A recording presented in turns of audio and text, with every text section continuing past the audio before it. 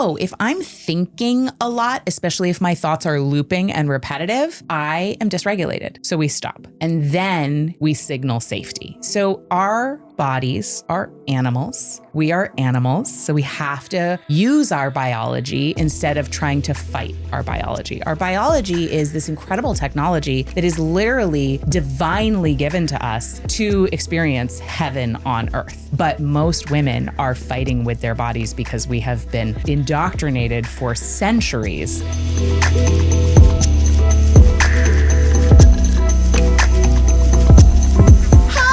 Welcome back. Thanks for having me. This is such a joy. Do you know that now that we're neighbors? Now we are such neighbors. So great. I would like to take some responsibility for you moving to Nashville. I actually was driving up your very high road and I was thinking, you know what? Jessica is somewhat responsible for the fact that I live here. So I literally thought that thought 15 minutes ago. We're also happy you're here, Kate Northrup. And the best chance to be with you in person.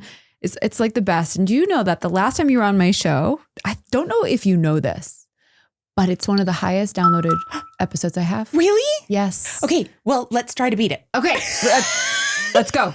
So, I'm not competitive with anyone other than myself. Same.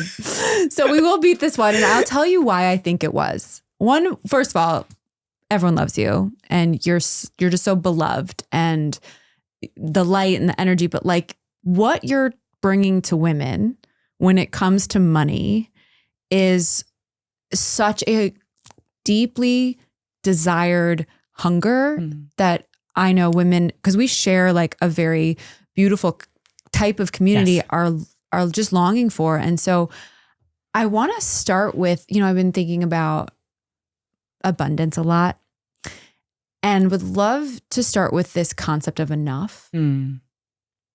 Like, what does enough mean to you? Enough is definitely an inside game. When we are operating in the lie of scarcity, no amount of external wealth, resources, or opportunities will ever fill that hole. And the lie of scarcity, just to get data driven for a minute, let's go. I love your data brain. It is a lie. There are enough resources on the planet for everyone to live a really good life. So what's true is plenty. The lie is scarcity. And being rooted in the lie of scarcity creates greed and distorted versions of wealth and power that we see rampant everywhere.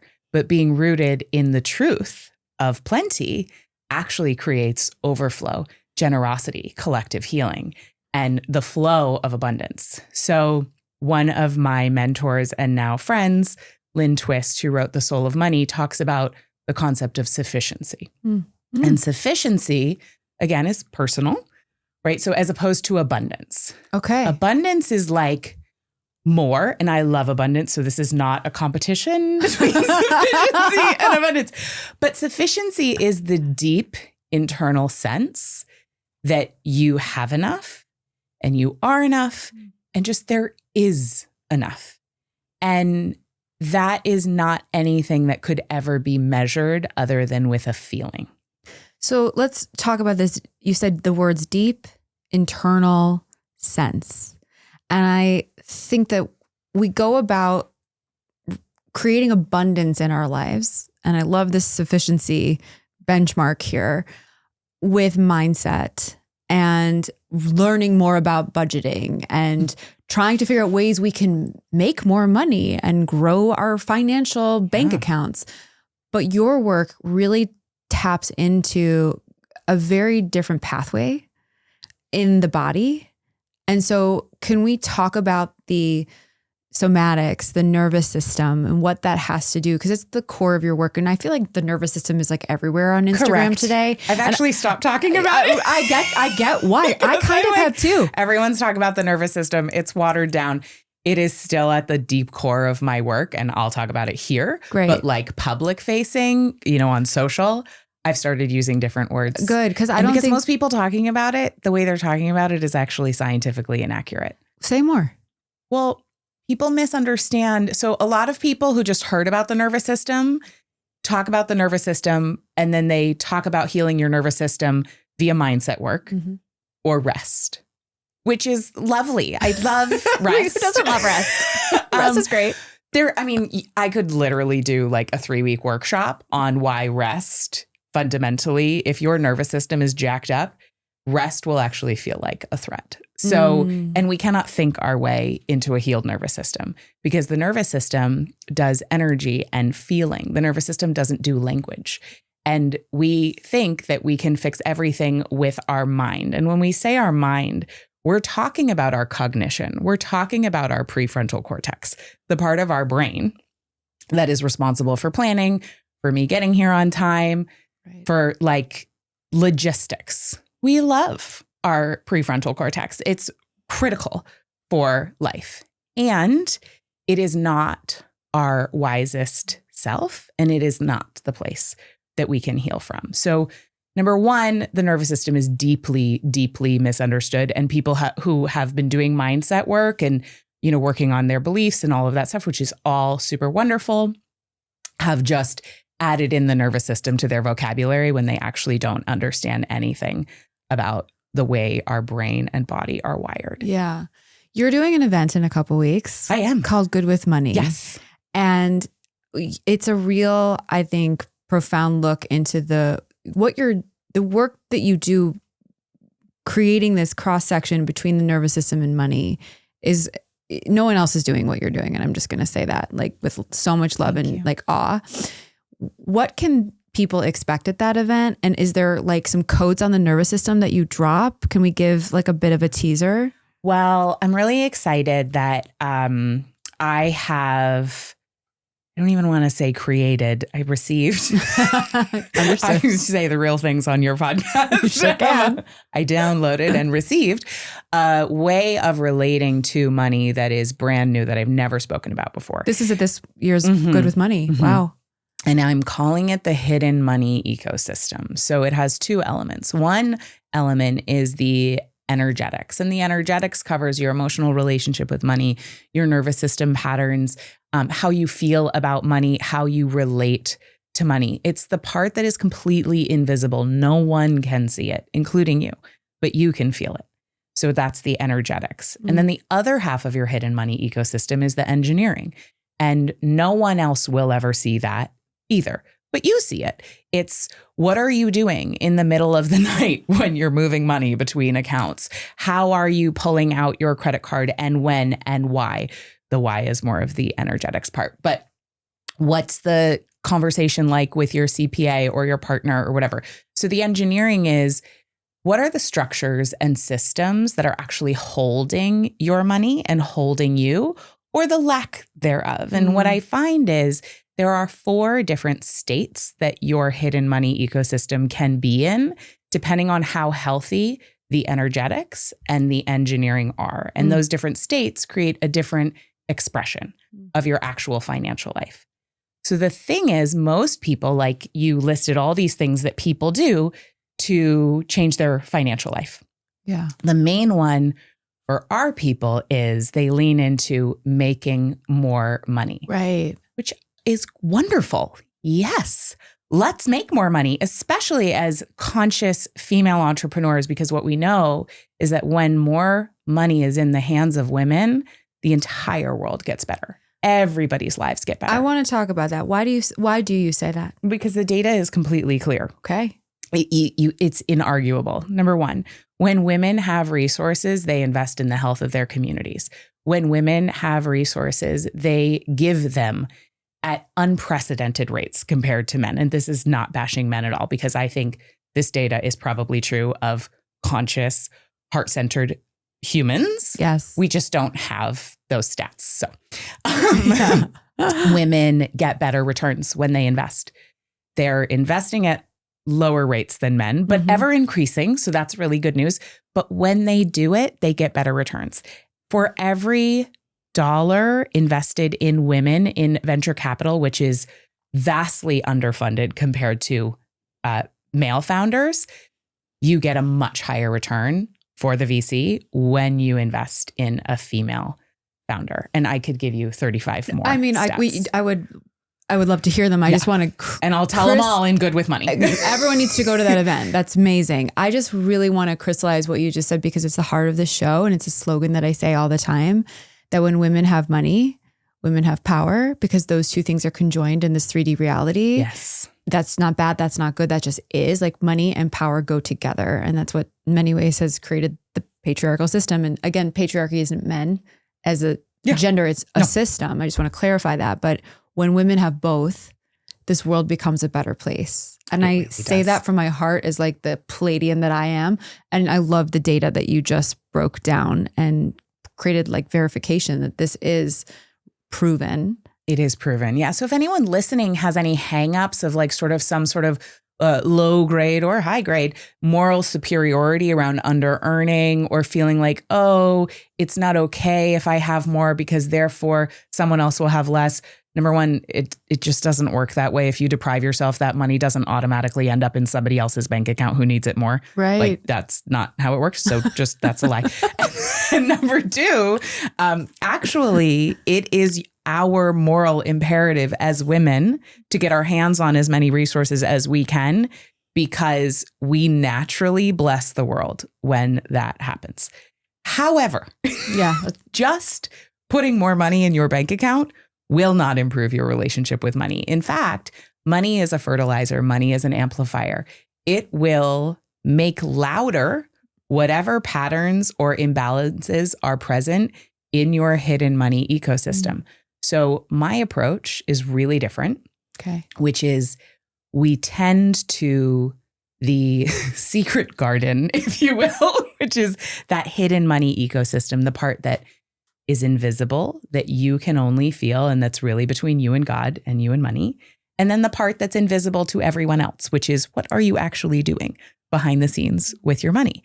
And when we deal with the invisible, with the hidden, what ends up happening is we become massively magnetic to more resources. And when those resources inevitably show up, because now they have a safe container, we can actually feel them land. We actually do have an increased level of resourcefulness, stability, a sense of freedom, because we've installed the receptor sites to feel safe and secure and free now, so that when the money shows up, that's amplified as opposed to amplifying a core root sense of lack or anxiety or fear. So beautiful. So a question I have for you is, I think, we talk a lot about getting good with money as far as bringing it in, feeling worthy, dissolving scarcity, all of that. But then there's the other side to that coin, which is like women who are growing in wealth and can't hold it and don't feel like they have an upper limit, like more money is going to equal more problems, if you will. Is there, because that is who we're talking to, like women 100%. That are on the path, who are ambitious, who are creating their own lanes, creating their own wealth, but there's a upper limit. Yeah. It's a sense of like, if I go bigger, I won't be able to handle it because I am the sole infrastructure of my financial life. Correct. If you're depending on your brain to hold it all and your capacity to hold it all, you will fall apart. So I've been there and agreed. Retweet. So if you were to give one tactical, you just say retweet? I say it all the time. So I say it all the time. I might say it a few more times on this episode. If you were to give, I want them all to come to your event, but if you were to give the woman listening right now one tactical piece of advice to increase her capacity to receive, to hold, to expand, what would that be? So number one, I'm actually going to tweak the language, because I actually think that one of the problems that we have is that we are trying to learn how to hold more wealth. We don't need to hold anything else. We are already holding plenty.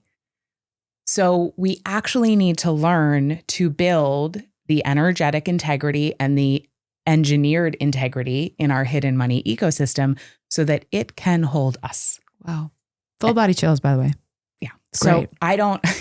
I'm arguing with Claude all the time. I'm like, stop saying hold money. Stop saying hold wealth. We talk about being held by our systems so that we don't have to hold it all together anymore.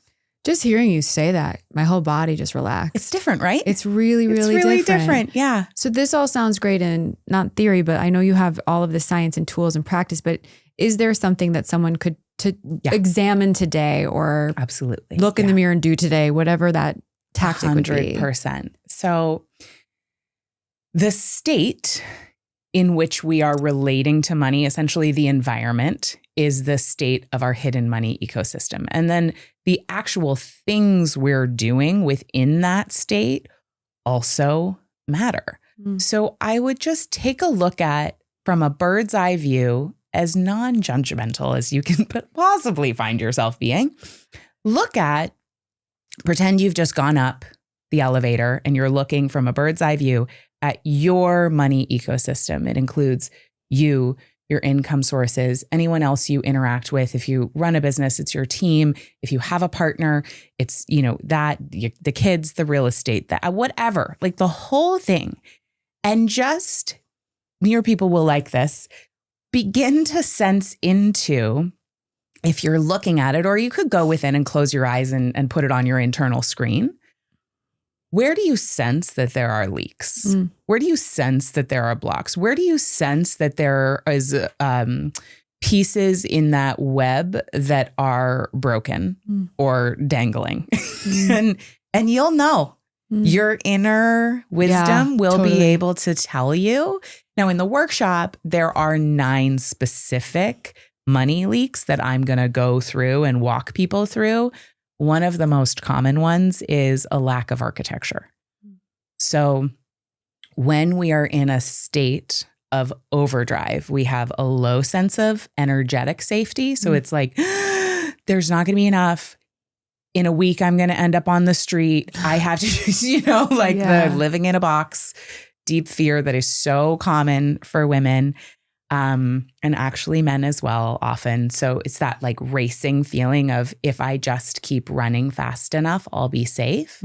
And then when that's coupled with a lack of structure, meaning what I mean by financial structure is you have pre-decided where the money is going before it even comes in. So you're being responsive and proactive and serving your present self, but also in deep relationship with your future self around money. So it's not one or the other. And I mean, there's a lot more to it, but that's like the overarching, right? So it's being responsive as opposed to reactive. When you have low safety and low engineering, you're in a sense of overdrive. And that is the symptom of no architecture, is a huge money leak, because you're using yourself as the sole infrastructure. You're using efforting as the only tool in your toolbox, and you are having tremendous performance pressure, which you're probably addicted to and wouldn't know who you are without it. Yeah. Wow. Okay, so this just inspired a different question. I want to, so many women that I work with, and I know that you work with, really struggle in investing in themselves at a higher level. Like they see a coach, or they see a container, or they see some sort of opportunity to invest in themselves. I don't care what it is. It's not like buying a trip or a beautiful It's like for their own growth. For their own growth. And it's a stretch. It's a leap. Yeah. And there's that inflection point that they reach. And I've been that girl too, where it's like, holy shit, I'm about to spend more money on myself than I've ever spent. And I am super scared, and I can truthfully afford it, but I fear that I truly cannot.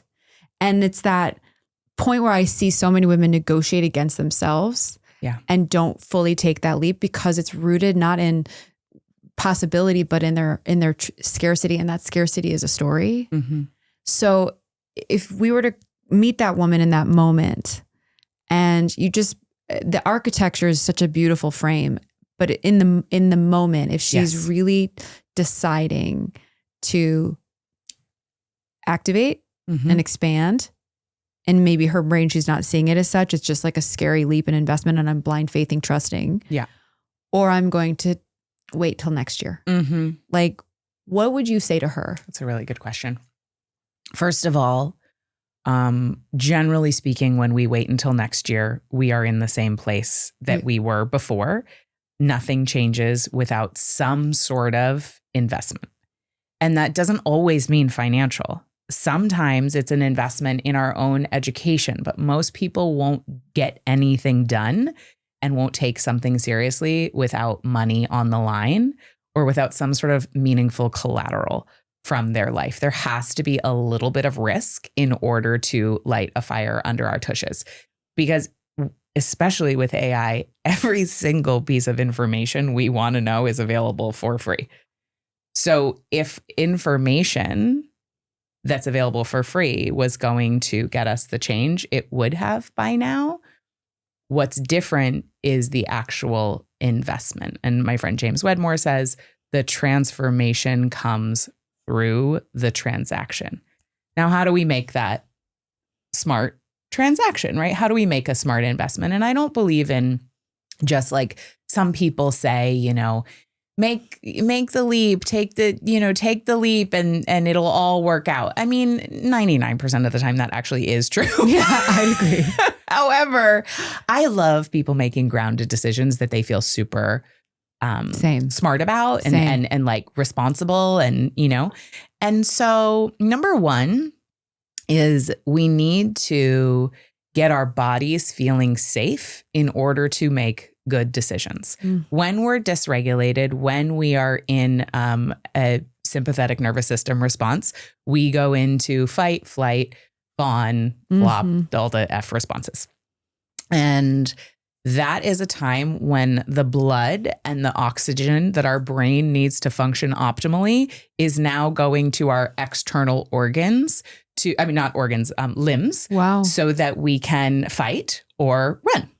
And so, but we sit at our desks instead and try to like think things through. So I use a 3-part framework, a 3-step system, which is number one, we have to stop. If you're having spinning thoughts, if you're ruminating, if you've been deliberating for hours or days or weeks, you for sure are dysregulated around this decision. Yes, I've seen it. Yeah.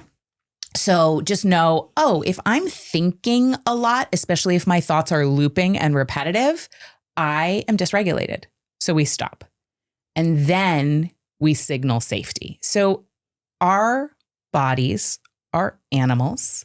We are animals. So we have to use our biology instead of trying to fight our biology. Our biology is this incredible technology that is literally divinely given to us to experience heaven on earth.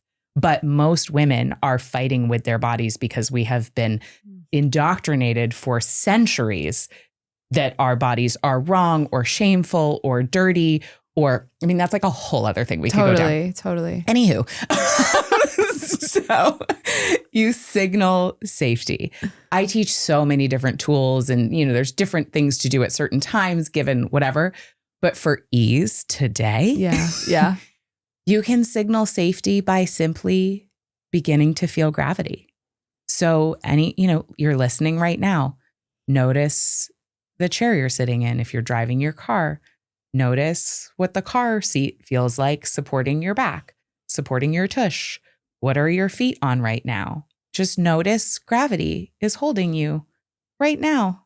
You told me when we did Brilliance together, because I was so anxious. Yeah, we did havening. That's a nice one too. Yeah, so havening is when you just slowly run your hands over each other. This is a nice one, like on a Zoom call. Okay. Because people won't necessarily see you doing it. Yeah, I already feel it. Yeah, you can feel it, right? And for those only listening to the audio, you probably heard the tone of my voice change and I slowed down. Yes. Because when we signal safety to our body, our tone lowers, our words slow down, and we're actually dropped in. I can't talk fast anymore when I'm doing right. And it's so kind simple. of puts you in this beautiful trance of completely. presence. I just felt my whole body shift. So we stop. Then we signal safety. And both Jessica and I right now, having done the checking in with gravity and then a little bit of havening where we're running our hands over our hands and maybe also a little bit up our forearms and upper arms, we just changed our brain chemistry. We just changed our wiring. And what we said to our body is, hey, there's no threat right now. You can metabolize that stress. You can dump that stress and threat bucket right out.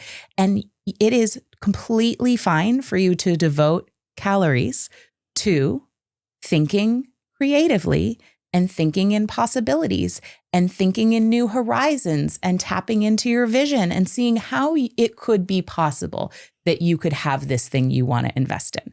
So then you solve after you feel safe. I'm so glad I asked that question. That's amazing. I feel like I want to clip that and put that in like a mini meditation for all women listening. Anytime they're up against that moment of fear and leaping. I just love that, Kate. And I really want to highlight, and I think it's clear, but I'll just put a pin. It is not through thought that we access our brilliance, our intuition, our power. It is through feeling. Say more about that. Our brains are wonderful, and our prefrontal cortex, again, is helpful, but it is not the best place for us to do our expansive work. Our expansive work comes from all more of our fullness, I'll just say. Yes. And we are not our smartest self when we're dysregulated. Yeah. We just aren't. Of course we're not. But you get all this access to your brilliance when you feel safe. Literally, parts of your brain come back online. The flow of oxygen and oxygenation to your brain increases, and you just are way smarter. And you even remember things that you like had completely had amnesia about 5 seconds ago, including perhaps a check that you haven't cashed or an invoice that you haven't sent, or like that account that you've been setting aside explicitly for education and, and business development. What do you, Kate, I don't think I've ever asked you this before. What is your daily practice? Like, how do you, because I receive you as someone who is regulated like 99.9% of the time. Like, you're such a joy, you're such a light, you're so present, you're so in your body. You have this like beautiful way of speaking about your financial expansion that just feels so rooted. But you also are a mom, like you live a big life, you travel all the time. Yeah. It's not like you're immune from everything that we're all up against. But what does do you have morning practice? Do you have daily check-ins with yourself? Do you do something at night? Like, I would love to know the Kate Northrup under the hood, like the woman behind this. What is she doing? That's a fun question. So it's way simpler than anyone could ever possibly imagine. Here's the thing with nervous system health, it compounds. And so the beautiful thing is, just like investing, when you make a deposit in your nervous system health, today's ceiling becomes tomorrow's floor. So you're starting with an increased level of well-being than you did yesterday. It's not like brushing your teeth, where you just have to do it twice a day, possibly 3 times if you've had, midday coffee for the rest of your life. Nervous system healing compounds. And so I've done EMDR, I've done deep intensive work, I've done guided psychedelic therapy, I've done so much like kind of hero dose, profound repatterning. And then on a daily basis, I wake up in the morning, I go outside barefoot as long as it's not like super, super cold. And I get my feet in the grass and I look at the morning light and I say some prayers, usually just of gratitude. And I do some gentle stretching, a little movement. That whole shebang probably takes less than 3 minutes because I do need to make my kids breakfast and get them lunches and take them to school. So I'm not I suppose I could have time for some big morning practice, but I don't want to get up that early, because the other thing that is huge for me is sleep is my absolute non-negotiable. If we are tired, we will not be able to be regulated, because our bodies are for sure in a stress response at that time. So sleep, no matter what. My friends know, like if they're like, oh, we're going to dinner at 8, I'm like, no, thanks. Same. Except for a few times a year when it's really special. Exactly. So sleep, morning light, getting great, like grounding, barefoot on the grass, humming. I do a lot of humming. I do a lot of hugging my husband, snuggling with my kids, really physical things that create a sense of groundedness, safety. I really connect a lot with trees and plants. Same. I talk to them. I resource my body from this beautiful tree with pink flowers outside my office and my green hill in the backyard. And when I say resource my body, I literally look at the plant and I feel its vibration or energy, and I open myself up to receiving it. Wait, I love all of this so fucking much, but do you remember, I just had a flashback to our episode last year where I asked you in my quick fires, which I'm getting to in a few minutes, what is your goddess that you orient to? And you said it was the plant on your balcony in Miami. Which now lives on my girlfriend's patio. She has my bougainvillea is at a friend's house because I don't live in Miami anymore. But now I have like a freaking forest and a whole yard. Yeah. So I'm not only communing with just the one plant. I fully understand. I have deep relationships with my plants. Yeah, I really do. I even will like really get down in a squat in the morning and connect with the clover. I'm not talking to them, just to be clear, though that would be great. It's more like telepathic. Girl, say less. Okay. You're speaking in front of a very warm crowd on that front. I get very emotionally attached to my plants in I think a very healthy way. Yeah. I love that, Kate. I love how simple it is. And what you said about the nervous system compounding is so inspiring. Because I had a moment the other day where I was like, I don't think I'm resilient in my nervous system as much as I want to be. And I'm working on doing EMDR right now. Like everything you just said, I know, I'm super excited about it. And then when you do those larger things like the EMDR, like the whatever, every time you put in a deposit, it's just raising that floor. And it doesn't take much to keep it topped up after that, I find. Yeah. I want to ask you a question. This just came to me around your journey. Because I met you in Palm Springs, remember at Summit? 2022. I had the biggest girl crush on you because I had read Money, a Love Story. And you made a comment to me when we last saw each other, or at one point you're like, yeah, I wrote that book when I was so young. And that was just like that was baby Kate. But you've been talking about money for so long. Yeah. And I love listening to you because you bring such beautiful science and like all the data, and there's just such mastery in your message. But you've been on a journey, I can assume, to arrive here. But money was always a central driver for you. And if you were to go back to that young version of what would you say to her now? So many things. One of them would be like, take 10% of everything you earn and invest it. Which, my mother did tell me that. I just didn't say with my dad. Listen to her.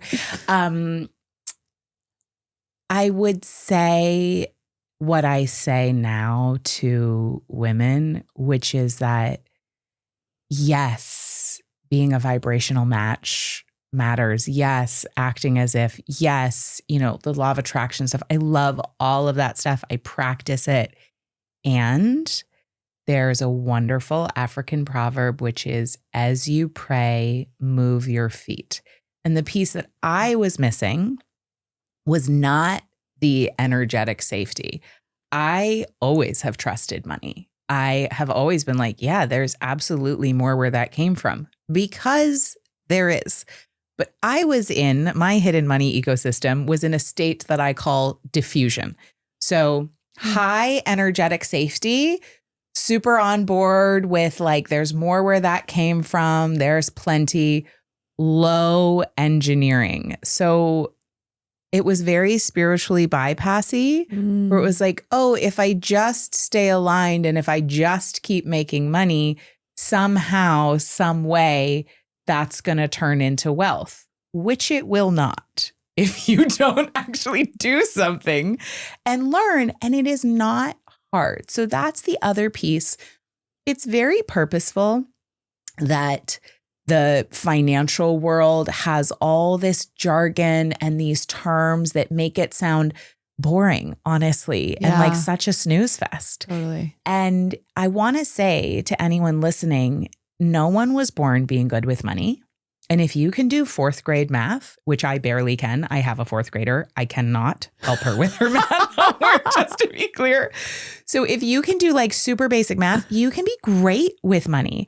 It is not complicated. And I have so many friends who don't have a traditional financial background who have created extraordinary lives where now they are work optional because they've been so smart with their money, with their investing, with turning their income into actual wealth. So I would go back and hold my sweet little hand and sit down quarterly to be setting up a wealth building architecture with her, which of course I've done now and it's fine, but it would have happened sooner if I had done it earlier. And that's also perfect. I love that answer. I love her.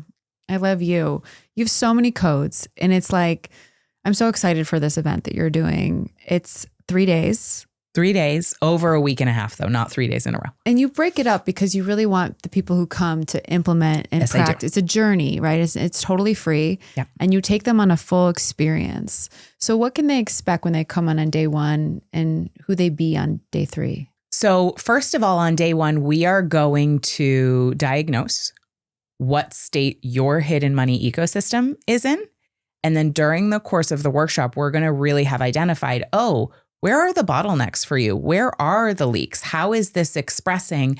And where are the places that you can start to get the biggest return on the investment of your precious time? Because you and I both know our time is our most valuable asset, not our money. You can always make more money. You cannot make more time. Retweet. So I'm going to make it absolutely worth everyone's time. At the end of the workshop every year, we get hundreds of emails begging us to purchase the replays of the workshop when it expires. I don't doubt that. Every year we say no.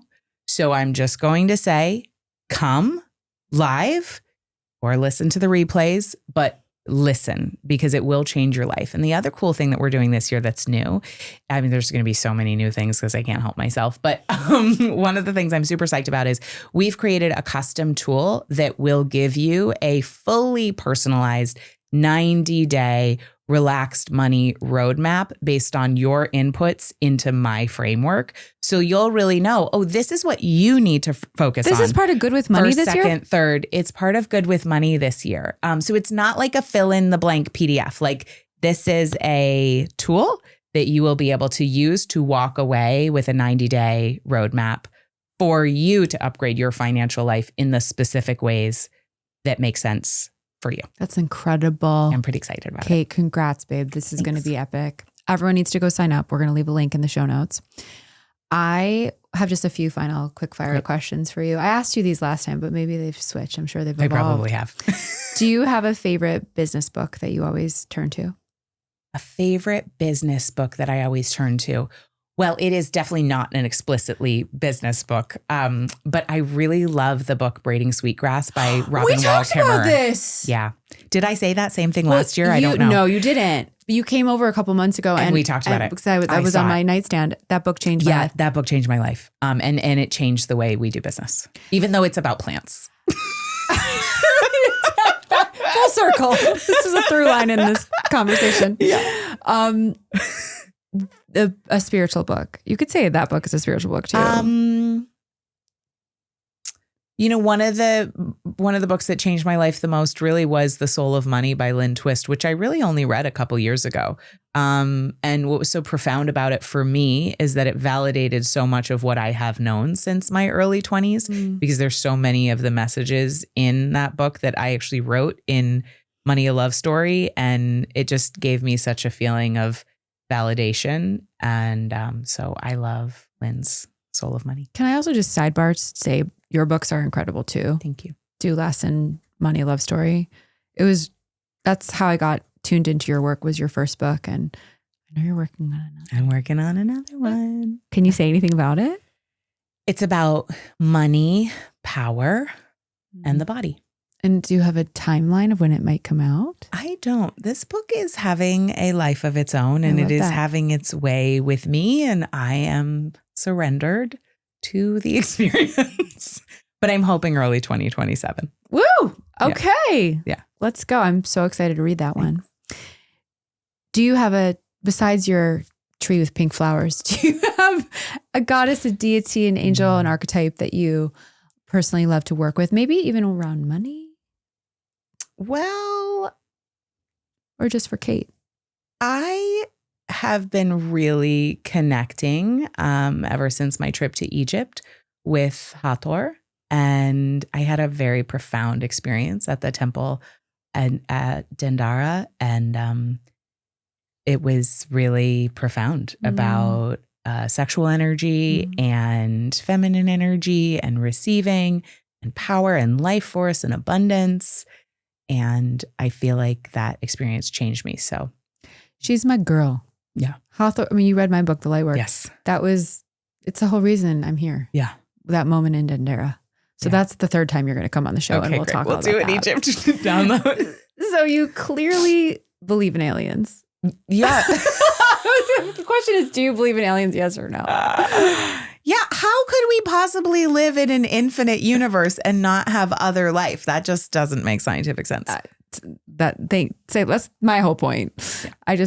I remember when you read my book, The Lightwork, you were like, you are really, what did you say? I was like, that was like really out there. And that was very bold and brave. Unapologetic and brave. I was amazed that you wrote that book. I loved your book. I read every word of it. And I was just like, damn, she's just being all of who she is, the wacky ass alien lady. And I just believe in everything, but I have been more measured about where I say it.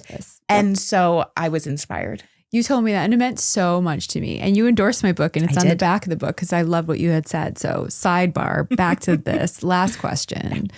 What does it mean to you, Kate, to be a co-creator of the New Earth Rising right now? A co-creator of the New Earth Rising right now. For me, it's really about opening wider through first feeling safe in my body to then really be a conduit of what wants to come through me. My dad was visiting recently and we were talking about real estate because we're in the process of buying a house. And it was the last morning and he was like, well, you've really got some big decisions to make. And I was like, you know what, Dad, the way I relate to it is not actually me making decisions. What happens for me is I feel guided and the decision is obvious. So I'm responding to directions as opposed to like feeling like it's my ego, small self needing to do the right thing. So I think if we can feel safe enough to open wide enough, all the instructions are already there and all we need to do is follow them. Kate Northrup, the planet's better because you're on it. I mean it. I love the work you're doing. It's leaving a massive impact and a legacy. I'm so here for women rising into their power. It's so fun to co-create with you. Yes, it is. And I'm so excited for your event. I want everyone to register and sign up. I will be joining. I love listening to you. I love learning from you. You are really... And it's all new. Clearly, I'm so pumped for you and for all of us. So thank you for being here today. Thank you, Jessica. Love you so much. Love you too.